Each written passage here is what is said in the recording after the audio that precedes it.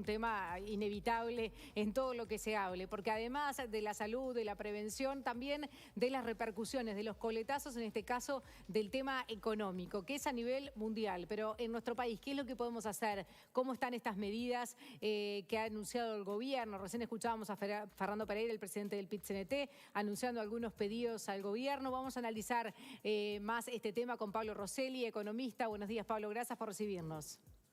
Buenos días, ¿cómo están? Bien, muy bien. Bueno, Pablo, antes que nada, queríamos saber tu opinión de las medidas que ha anunciado el gobierno hasta ahora. Bien, estamos viviendo un momento de enorme incertidumbre en todo el mundo. Esa incertidumbre, digamos, tiene mucho que ver con cuánto va a durar esta pandemia, con cuál es la eficacia de cada una de las posibles medidas que los gobiernos están tomando. Y por lo tanto estamos viendo bastantes discusiones sobre lo que hay que hacer. Esa incertidumbre, digamos, también se traslada a la esfera de la política económica, cómo deben responder los gobiernos, digamos.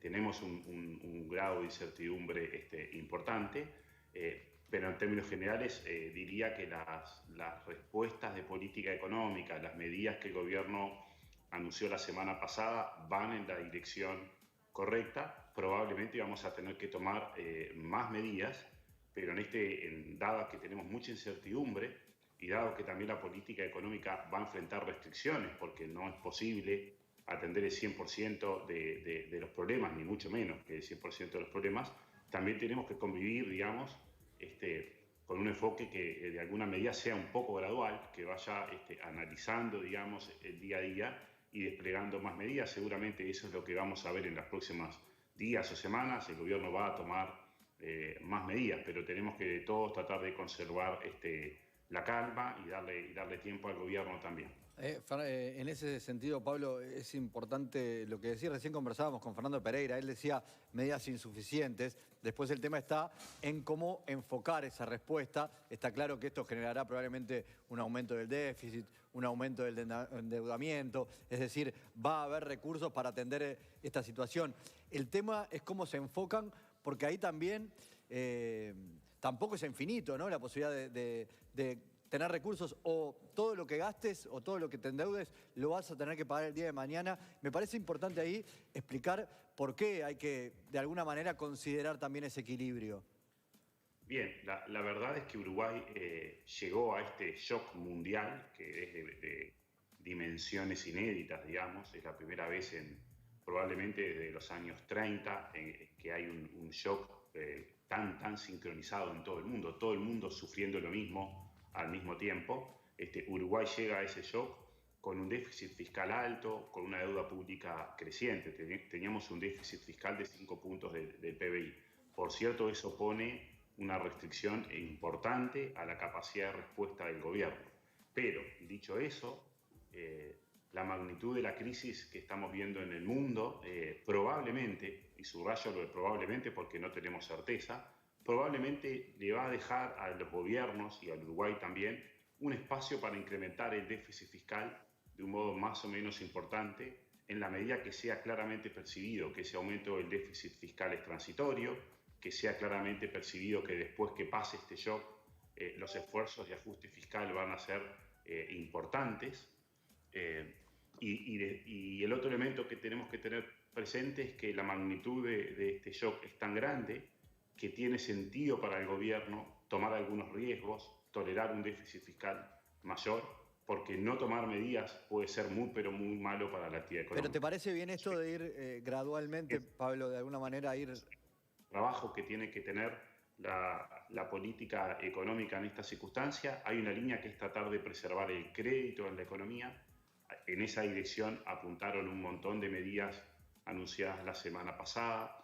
La más importante en el corto plazo es que los bancos van a tener 6 meses de plazo para reconocer que un crédito está atrasado. Digamos, hay una flexibilización dispuesta por el Banco Central que es muy importante para evitar que los bancos se vuelquen rápidamente a cobrar los créditos. Preservar el crédito, entonces, es un elemento sustancial. El otro elemento sustancial es preservar un nivel mínimo de ingresos de todos aquellos hogares que, producto de toda esta crisis, van a ver una reducción importante de los ingresos. Allí el gobierno ya tomó medidas de flexibilización del seguro de paro, que vamos a ver que van a tener un costo fiscal muy significativo. Flexibilizó el seguro por enfermedad. Y también, digamos, hay medidas estrictamente direccionadas a los hogares de menores recursos, donde hay un primer incremento, digamos, de las partidas alimenticias que se reciben a través de los planes del Ministerio de del Desarrollo Social. Lo que pasa es que esas medidas seguramente son insuficientes. Para empezar, tenemos un 25% de trabajadores que son informales, que no están cubiertos por la Seguridad Social, con lo cual no van a estar cubiertos por la extensión del seguro de paro. Y tenemos un montón de cuentapropistas y monotributistas que, por más que se les ha aliviado el pago de impuestos, de por sí ese alivio es muy pequeño para esos.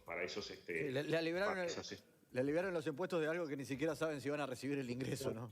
Tienen que tomar medidas adicionales, aun cuando eso implique un aumento transitorio del déficit fiscal y aun cuando eso implique tener que tomar medidas de ajuste más importantes más adelante, digamos. El otro elemento es que con esas medidas probablemente sea todavía insuficiente para cuidar lo que en la jerga o los economistas llamamos la cadena de pagos, digamos. Hace falta, digamos, todavía inyectar más dinero en las empresas. Pensemos que las empresas venían operando con cierto nivel de actividad. El nivel de actividad va a bajar rápidamente desde esta última semana que pasó a abril como mínimo. Van a tener pérdidas las empresas.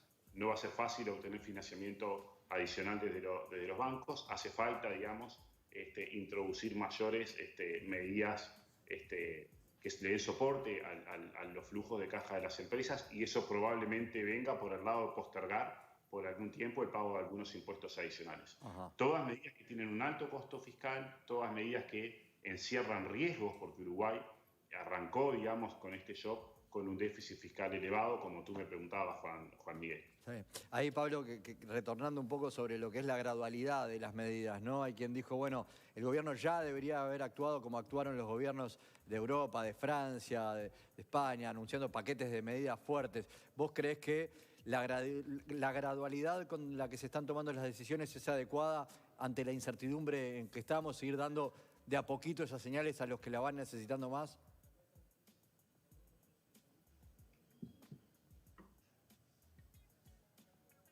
Bien, no sé si tiene tanto delay o si no, no se escuchó. Pablo, ¿nos escuchaste? ¿Escuchaste la pregunta de Juan Miguel? No, se ve que se le cortó el audio. Bien, vamos a ver si restablecemos la comunicación con el economista Pablo. Vos tomás medidas de golpe y después no sabés si no tenés tiempo para corregir, ¿no? Yo entiendo que hay muchos empresarios que nos están mirando, bueno, pero dígame si me van a postergar el vencimiento porque yo ya no sé qué hacer. Tengo estos pagos que hacer en mi casa, de mis cuentas, y no sé si voy a poder pagarlo de la empresa, y de repente tengo que sacar un crédito, y tengo que elegir cómo hacerlo. Ya te está escuchando. Entonces, también hay gente que dice, bueno, yo quiero saber ya cuáles van a ser las medidas, pero está esta historia de hacerlo gradual en la medida que, a medida que avanza la situación, uno va teniendo más claro quiénes son los más afectados y, por lo tanto, quiénes son los que necesitan más respuestas. Pablo, te preguntaba un poco si te parece adecuado la gradualidad en momentos en que algunos reclaman respuestas más contundentes, como hemos visto de otros países en el mundo, si te parece que esto de ir despejando poco a poco quiénes son los más afectados puede también tener buenos resultados.